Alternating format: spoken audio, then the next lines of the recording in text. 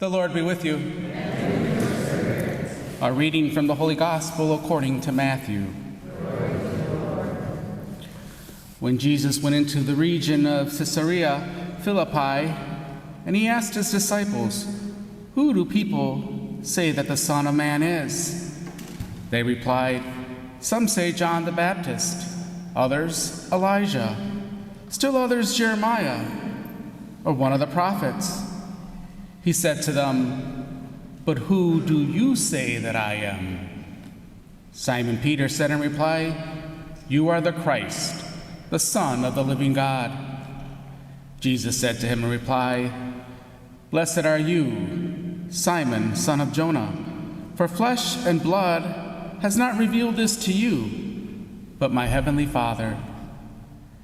And so I say to you, you are Peter, and upon this rock I will build my church, and the gates of the netherworld shall not prevail against it. I will give you the keys to the kingdom of heaven. Whatever you bind on earth shall be bound in heaven. Whatever you loose on earth shall be loosed in heaven." Then he strictly ordered his disciples to tell no one that he was the Christ. The Gospel of the Lord. Praise to you, Lord Jesus Christ.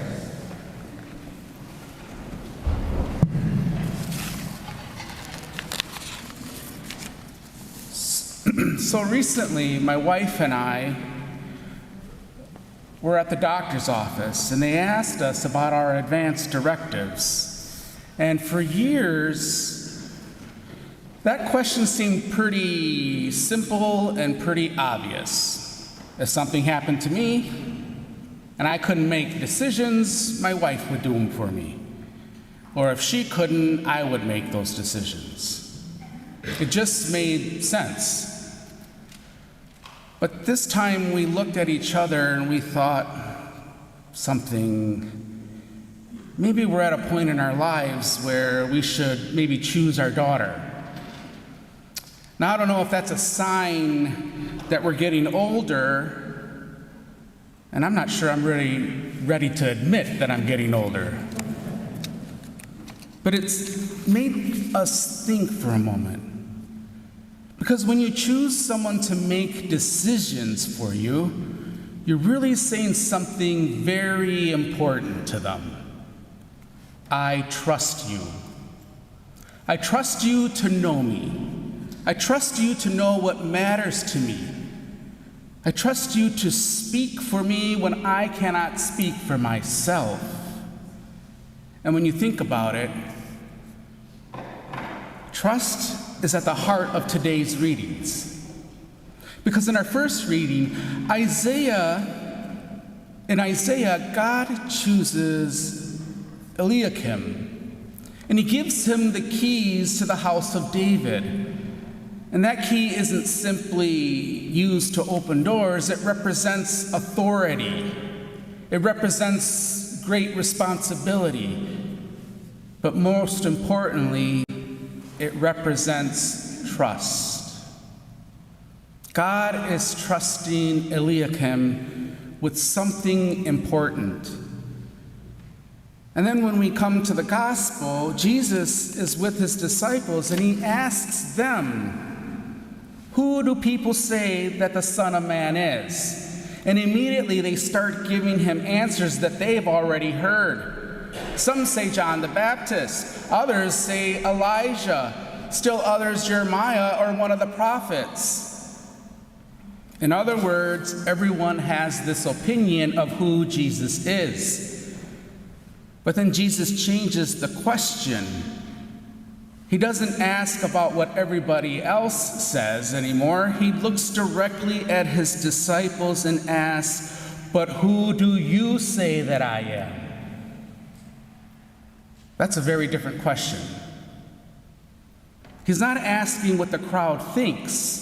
He's not asking what their parents had taught them.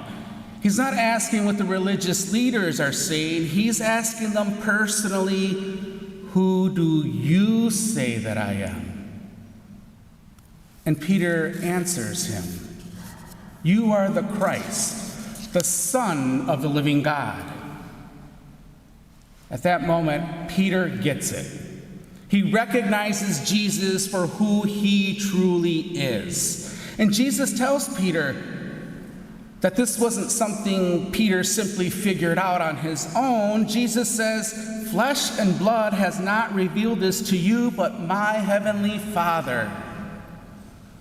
And then something remarkable happens.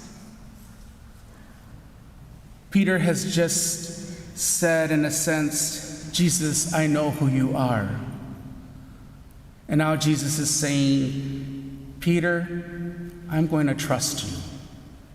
Jesus tells him, "You are Peter, and upon this rock I shall build my church." And then he says, "I will give you the keys to the kingdom of heaven." There's that image again, the keys. In Isaiah, Eliakim receives the keys to the house of David. And in the gospel, Peter receives the keys to the kingdom of heaven. The keys represent authority. The keys represent responsibility. But they also represent something very personal.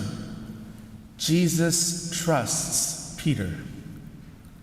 And what's remarkable is that Jesus knows exactly who Peter is. He knows that Peter isn't perfect.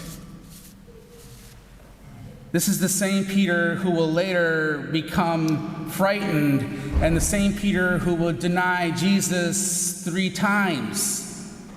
This is the same Peter who sometimes speaks before he thinks. Ironically, my confirmation name was Peter. I think I have that same character. I fit in nicely with that. It's the same Peter who makes mistakes. Jesus, he knows all of that.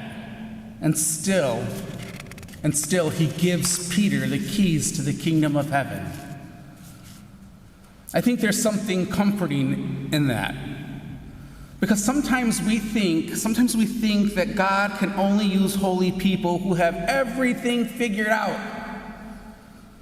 But that's not the story of Peter.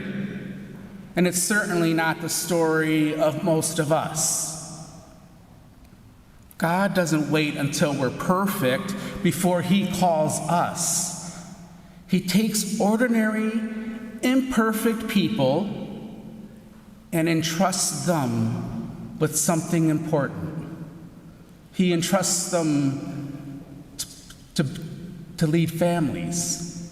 He trusts them into marriage. He trusts them with children and grandchildren. He trusts them with friendships.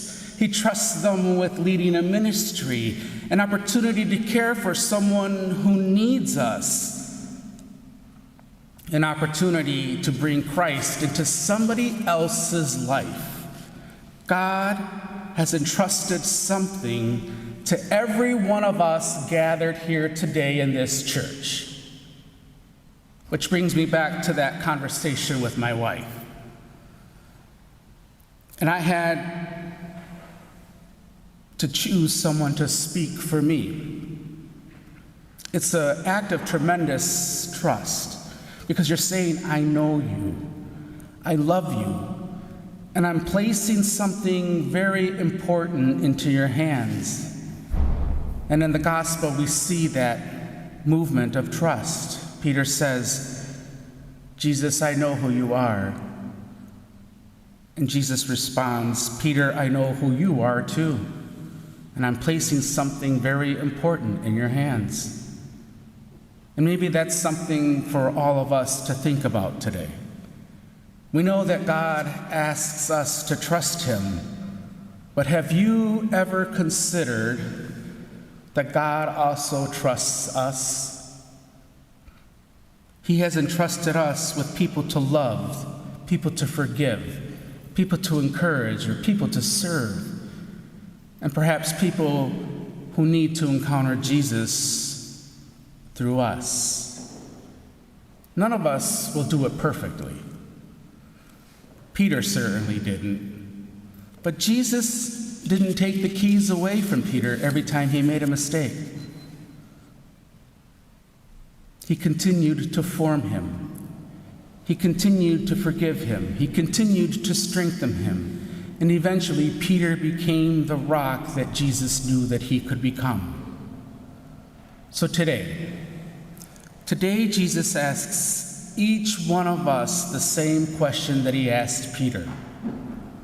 Who do you say that I am?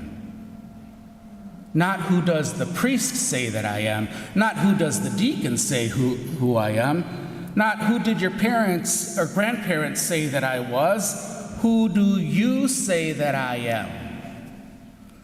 Because eventually, my sisters and brothers, every one of us gathered here today has to answer that question for ourselves.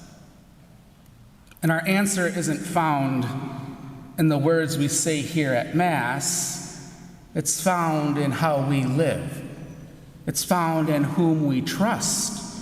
And it's found in what we do in everything God has entrusted us to do. So, may our answer be today, tomorrow, and every day be the same as Peter's. You are the Christ, the Son of the living God.